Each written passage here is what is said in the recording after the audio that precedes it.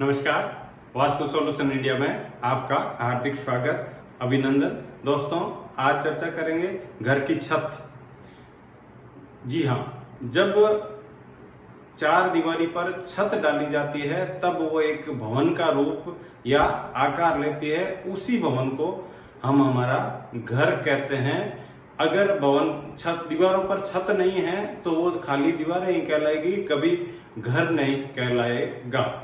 तो हमारे भवन की छत कैसी होनी चाहिए, छत का ढलान किस दिशा में होना चाहिए, छत किस दिशा में भारी होनी चाहिए, किस दिशा से ऊंची होनी चाहिए, इसके रिगार्डिंग चर्चा करेंगे। हमारे साथ बने रहिएगा और मेरे YouTube channel vastu solution India को लाइक करें, सब्सक्राइब करें और शेयर करना ना भूलेंगे। तो दोस्तों, चर्चा करते हैं हमारे भवन की छत और हमारे भवन में पंच तत्वों का मिश्रण। सर्वप्रथम पंच तत्वों की बात आती है तो पंच तत्वों से पहले चर्चा कर लेते हैं दिशा विशेष पे। 10 दिशाओं का विधान है। 10 दिशाओं में 4 मुख्य दिशाएं होगी, 4 कोण हो गए, आकाश और पाताल। हमारे पंच तत्वों में भी आकाश तत्व की अपनी विशेष महत्व है और एक विशेष महत्ता है। उस विशेष महत्व और महत्ता को समझते हुए घर में आंगन का विधान रखा गया है। ऐसे हमारे ऋषि मुनियों ने और पूर्वजों ने विधान बनाया है, जो कि आज वास्तु पे या विज्ञान पे खरा उतरता है। अगर किसी भी रहवासी इकाई के ब्रह्म स्थान, जिसको कि सेंटर पार्ट कहते हैं, 81 पद वास्तु में जो सेंटर के 9 पाद है, उन 9 पाद पे अगर छत खुली है, यानी कि वहां पर सूर्य की रोशनी दिन में, रात्रि में चंद्रमा और आकाश स्पष्ट रूप से दिखाई दे, तो उस घर में आकाश तत्व की प्रधानता रहेगी। यानी कि आकाश तत्व का वहां पर असंतुलन नहीं किया गया है छत के माध्यम से। और अगर आकाश तत्व की असंतुलित नहीं है, यानी कि आकाश तत्व संतुलित है, तो उस घर में पॉजिटिव एनर्जी का वास होता है और खास करके व्यक्ति को निद्रा में किसी भी प्रकार का खलल नहीं होता है, बेचैनी नहीं होती है।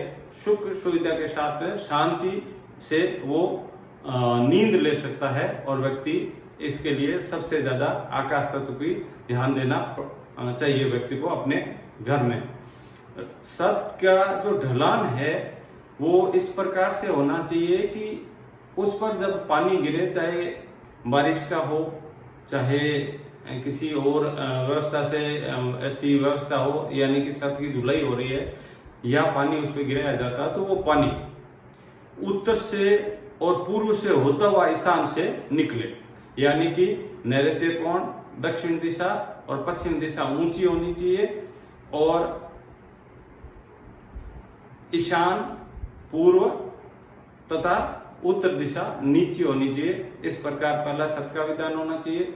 दूसरा, छत में किसी भी प्रकार के बहुत ज्यादा आकार नहीं देना चाहिए।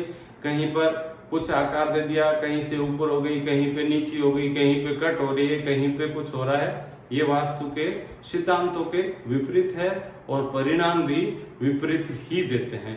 छत सपाट होनी चाहिए, एक जैसी होनी चाहिए और उत्तर दिशा की तरफ या पूर्व दिशा की तरफ और ईशान की तरफ ढलाव होनी चाहिए।